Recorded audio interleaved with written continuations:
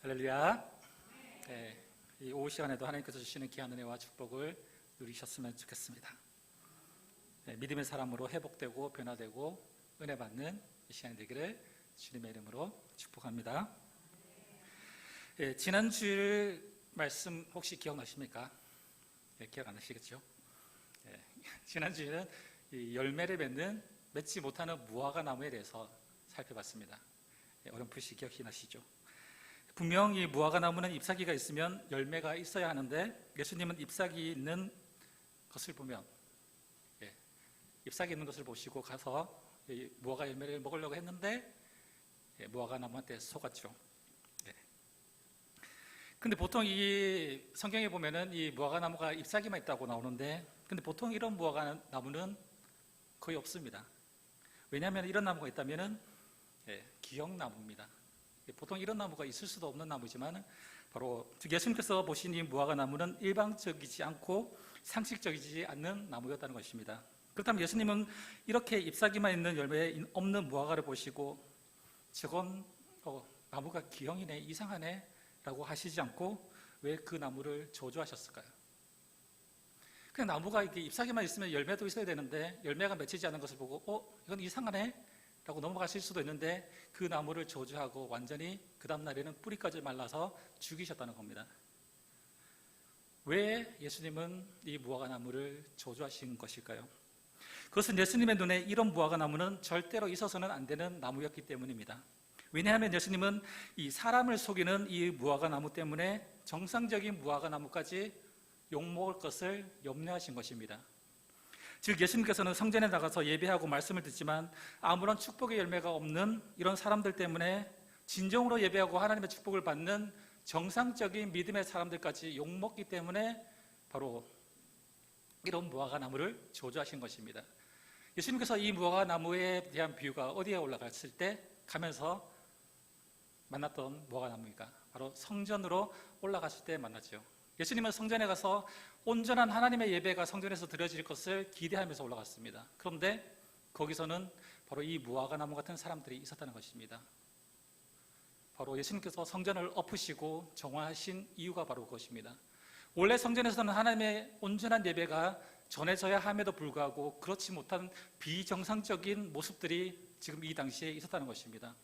그것이 바로 이 무화과 나무와 같았다는 것이죠. 무화과 나무는 잎이 있으면 열매가 있어야 되는데 열매가 없는 기형이라는 것입니다. 지금 이스라엘 백성들의 이 신앙생활의 모습이 바로 그런 기형의 모습이었다는 것이죠.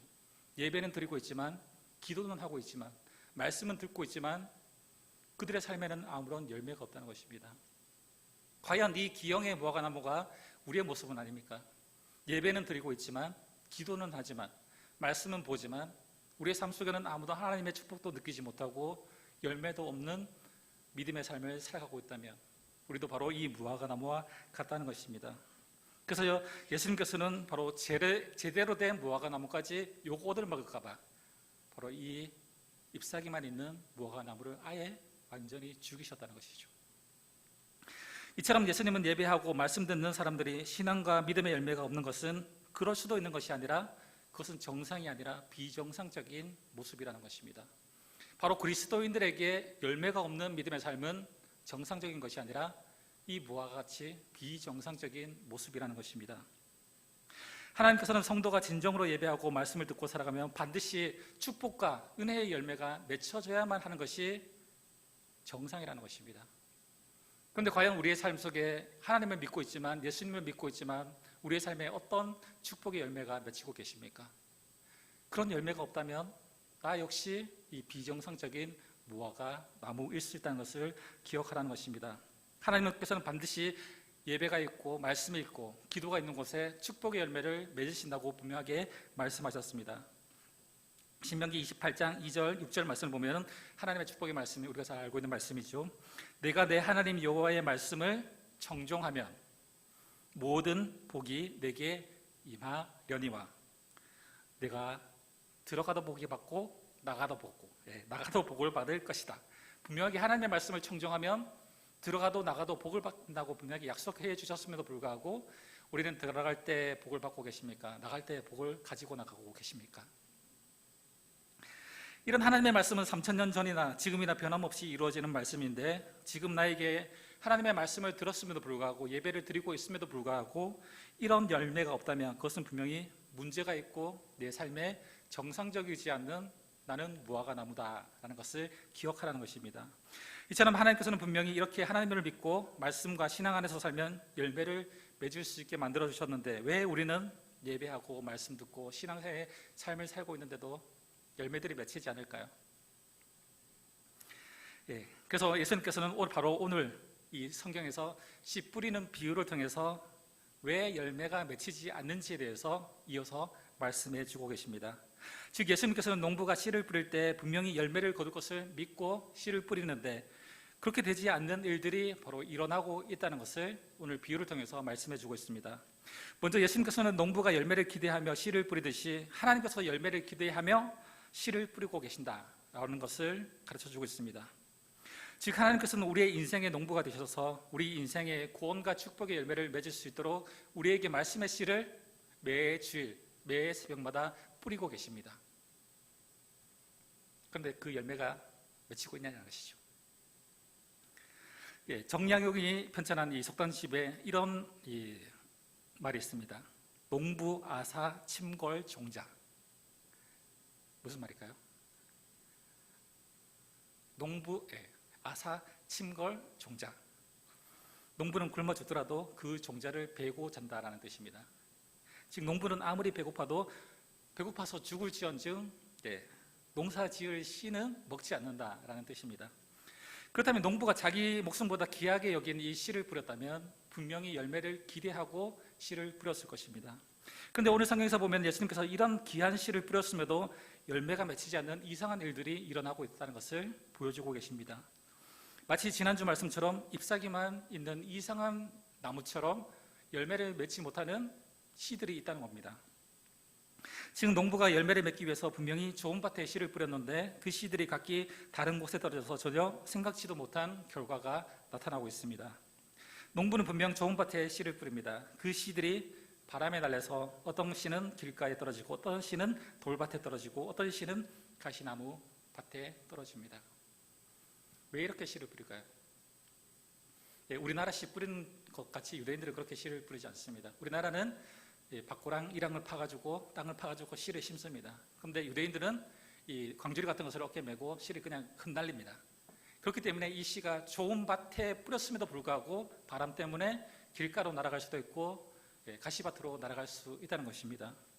그 결과 길에 떨어진 씨는 아예 처음부터 뿌리가 나기 전에 새들이 먹어버렸다고 말씀하고 있고, 돌밭에 떨어진 씨는 처음에는 뿌리가 나고 싹이 났지만 곧 말라 죽어서 죽어버렸고, 가시나 떨기에 떨어진 씨는 뿌리와 싹도 나지만 가시 떨기 기운에 맡겨서 열매를 맺지 못했다라고 오늘 비유를 통해서 말씀해 주고 계십니다. 예수님께서는 이 비유를 통해서 분명히 축복의 열매를 맺히는 하나님의 말씀을 들었음에도 불구하고 왜 내 삶에 열매를 맺지 못하는 것인지를 가르쳐주고 있다는 것이죠. 예수님께서는 특별히 이 세 가지 경우가 중요한 이유라고 말씀하고 있습니다.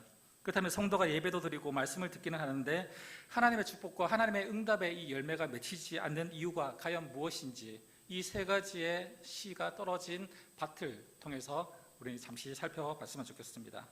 그리고 그 이유를 알아야만 우리도 열매 맺는 신앙을 살 수 있겠죠. 그렇다면 우리 삶에 하나님의 축복과 은혜, 응답의 열매를 맺지 못하는 이유는 무엇 때문일까요? 첫 번째 이유는 이 귀한 씨가 길가에 떨어졌기 때문입니다. 19절 말씀이죠. 아무나 천국의 말씀을 듣고 깨닫지 못할 때는 악한 자가 와서 그 마음에 뿌려진 것을 빼앗나니 이는 곧 길가에 뿌려진 자요 라고 말하고 있습니다. 이것은 씨가 바람에 날려서 길가에 떨어져서 뿌리가 내리기도 전에 새들이 와서 먹어버렸다는 것입니다. 이것은 하나님의 말씀을 듣는데 이 악한 사탄들이 말씀을 깨닫지 못하게 하는 바로 그 사람을 말하고 있습니다. 즉, 분명히 예배 시간에 하나님의 말씀도 듣고 기도도 하고 예배를 드리고 있는데도 불구하고 전혀 말씀이 깨달아지지 않는다는 것입니다.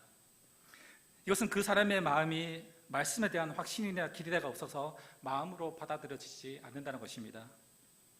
사람들은 자신들이 어느 곳에 가든지 그곳에 가는 이 목적과 가는 이유가 있습니다. 사람들이 돈을 내고 식당에 가는 이유가 뭡니까? 맛있는 음식을 먹기 위해서 기대하고 가죠. 그런데 내가 만든 것보다 맛이 없으면 다시는 안 가죠. 예. 사람들이 학교에 가는 이유가 뭡니까? 예. 지식을 배우러 가죠. 그런데 학교에 가는데 선생님이 맨날 오락만 가르치고 노는 것만 가르친다면 기대하는 것이 없으면 학교에 가지 않겠죠. 이처럼 교회에 오면서 예배를 드리고 말씀을 들으러 오면서도 어떤 변화와 능력과 이 기대를 가지고 예배를 드리는 사람과 아무런 기대 없이 그냥 예배 자리에 앉아있는 사람과는 전혀 다른 열매를 맺게 된다는 것입니다. 기대가 있어야만 열매가 맺힌다. 지난 시간에 말씀드렸죠. 기대하는 자에게 열매가 맺힌다는 것입니다. 봄에 농부가 씨를 뿌리면서 가을에 추수할 것을 기대하면서 뿌립니다. 예, 농부가 씨를 뿌리는데 가을에 맺히든지 말든지 안 맺히면 그만이지 뭐. 그러면서 씨를 뿌린 사람은 그런 농부는 없을 것입니다. 분명히 풍성한 열매를 기대하고 한다는 것이죠. 하나님께 예배드리는 자도 그런 기대가 있어야 된다는 것이죠. 예배를 드리면서 하나님께서 주시는 축복과 은혜를, 그 열매를 내가 맺히기를 기대하면서 예배드리는 자와 그냥 앉아있는 자와는 전혀 다른 열매가 맺히게 된다는 것을 말씀하고 있는 것입니다. 기대 없이, 말씀의 사모 없이 바로 예배드리는 자를 무엇이라고 합니까? 오늘 예수님께서는 길가에 뿌려진 자라는 겁니다. 하나님께 예배드리면서도 기대 없이 드리는 예배가 길가에 뿌려진 자라는 겁니다. 가만히 앉아있으면 바로 사탄이 와서 내 생각을 먹어버립니다. 말씀이 내 귀에 떨어지는데 사탄이 와서 그 씨를 먹어버립니다. 아예 열매가 내 마음밭에 심기도 전에 사탄이 먹어버려서 앉아있는데 아무런 생각이 안 듭니다. 그냥 앉아있는 겁니다. 그것이 바로 오늘 첫 번째, 열매를 맺지 못하는 첫 번째 이유입니다. 길가에 뿌려진 씨라는 것이죠. 그렇다면 우리는 과연 길가에 뿌려진 씨의 모습으로 매주에 예배를 드리고 있지는 않은지 우리의 모습을 다시금 돌아보라는 겁니다. 내 삶에 말씀의 열매가 없다면, 말씀을 들었음에도 불구하고 열매가 없다면 나는 길가에 뿌려진 자다 라는 것이 바로 오늘 첫 번째 예수님께서 말씀하신 말씀입니다. 두 번째는 좋은 씨가 열매 맺지 못하는 이유, 두 번째는 20절과 21절 말씀입니다. 돌밭에 뿌려졌다는 것은 말씀을 듣고 즉시 기쁨으로 받되 그 속에 뿌리가 없어 잠시 견디다가 말씀으로 말미암아 환난이나 박해가 일어날 때 곧 넘어지는 자다. 농부는 씨를 좋은 밭에 뿌리려고 했지만 그중 씨들의 일부가 이제 돌밭으로 날아갑니다. 그런데 돌밭은 돌이 섞여 있기는 하지만 흙이 조금 섞여 있기 때문에 씨가 뿌리를 내릴 수가 있습니다. 그렇기에 씨가 돌밭에 떨어졌을 때 뿌리도 내리고 싹도 나서 살 것이라고 기대를 했습니다. 그러나 어떻습니까? 태양빛이 뜨니까 곧 말라서 죽어버렸습니다. 이런 사람은 비록 말씀을 들었을 때 믿음으로 받기는 하지만 열매를 맺지 못하는 사람입니다. 왜냐하면 말씀대로 순종해서 살려고 다짐은 합니다. 돌밭에 뿌려진 자는 흙이 조금 있기 때문에 뭔가 이렇게 싹이 나오려고 합니다. 그런데 막상 삶에서 살아보니까 말씀대로 사니까 손해보죠. 말씀대로 사니까 억울한 일이 생깁니다. 태양빛 때문에 바로 말씀이 자라지 못하고 바로 타서 죽어버렸다는 것입니다. 사람들이 예수님을 믿고 신앙생활을 할 때 가장 큰 걸림돌이 뭡니까? 사람들한테 손가락질 받고 억울한 일이 당하는 겁니다. 예수 믿는 사람들에게 가장 많이 손가락질을 받죠. 잘못한 것도 없는데 무시와 조롱을 받습니다. 결국 말씀의 은혜가 잠시 있기는 하지만 핍박과 조롱, 세상 사람들의 이 손가락질에 열매를 맺지 못하는 모습이 보여지게 된다는 것이죠. 남자들이 군대 가면은 말귀 못 알아듣고 그런 사람들이 있습니다. 그래도 용서는 됩니다. 그런데 고참들이 제일 싫어하는 사람이 있어요. 누굴까요? 예수 믿는 사람. 군대 가는데 예수 믿는 사람은 잘못한 것도 없는데 뭔가 계속 갈굼을 당합니다.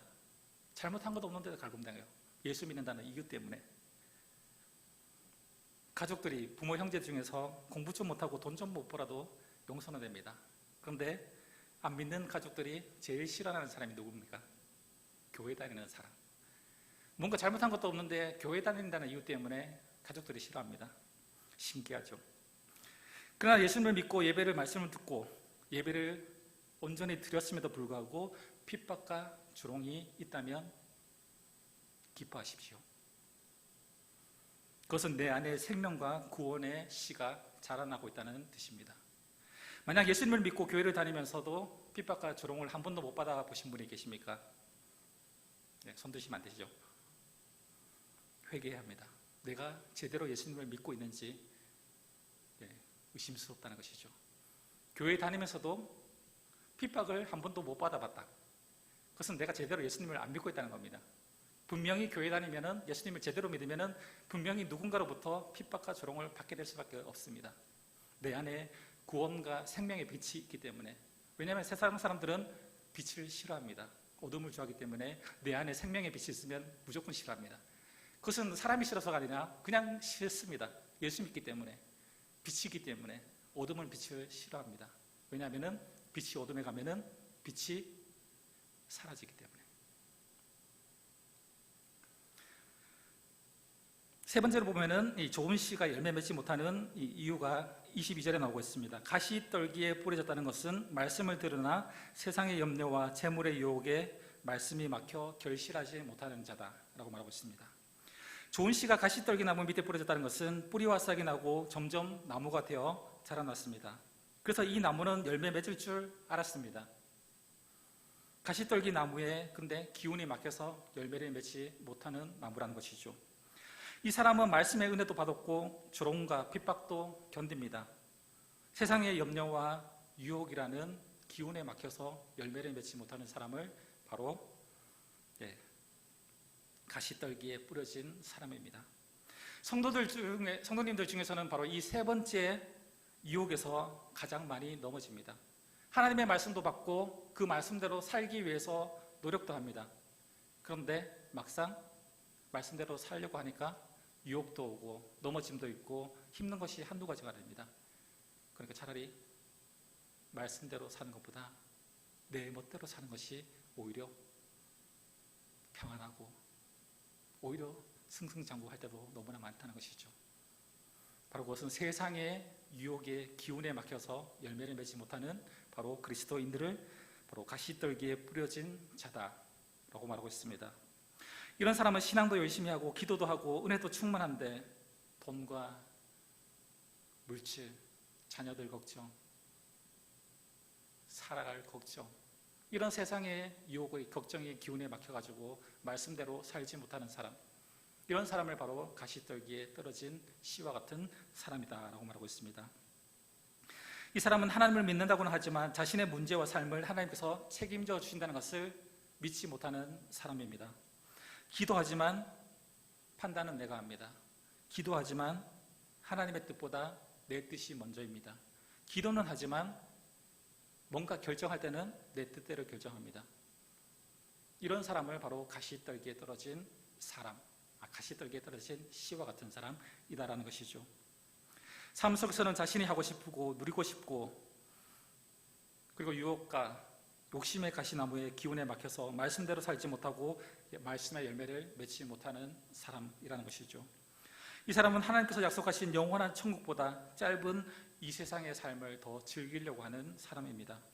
예수님을 믿으면서도 세상 걱정이 가득한 사람, 예수님을 믿으면서도 가족 걱정이 가득한 사람, 예수님을 믿으면서도 내 자녀들 어떻게 키워야 할 걱정이 가득한 사람, 예수님을 믿고 있음에도 불구하고 내가 어떻게 이 삶을 살아갈까 앞이 막막한 이런 걱정이 태산 같은 사람을 바로 가시떨기에 떨어진 씨와 같은 사람이라는 겁니다. 우리 그리스도인들이 가장 이 유혹에서 넘어지는 것이 바로 이 세 번째 가시떨기에 떨어진 씨와 같은 이런 모습입니다. 말씀을 듣고 그 말씀대로 실천하려고 노력도 해보고 하지만 결과적으로 이 세 번째 이 유혹에 막혀서 결과적으로 하나님의 말씀대로 살지 못하고 그 씨가 열매 맺지 못하고 죽어버리는 이런 모습이 바로 우리의 삶에 있어지게 된다는 것입니다. 우리 그리스도인들이 열매를 맺지 못하는 이유가 무엇입니까? 바로 마지막 이 걱정 때문에, 유혹 때문에, 세상의 염려 때문에 하나님의 말씀이 내 마음밭에 뿌려졌지만 그 씨가 자라지 못하고 기운에 막혀서 나무는 자라지만 열매가 안 맺히는 겁니다. 바로 지난주에 말씀했던 무화과 나무죠. 나무는 자라고 잎은 나지만은 열매가 없습니다. 이것이 우리 그리스도인들의 모습이 아닐까요? 말씀을 듣고 뭔가 말씀을 들어서 말씀대로 살려고 노력을 하는 이 모습 때문에 뭔가 나무처럼 보이지만 잎사귀도 나지만 결과적으로 열매가 안 맺히는 이 무화과 나무가 바로 이 세 번째 가시떨기에 뿌려진 씨의 모습입니다. 그러나 하나님께서는 요한 1서 2장 16절 17절 말씀처럼 우리에게 분명히 말씀하십니다.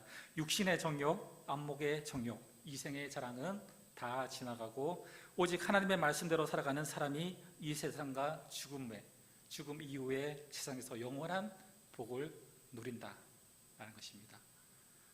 우리가 보고 있는 육신의 정욕과 안목의 정욕 그리고 이생의 자랑은 순식간에 날아갑니다.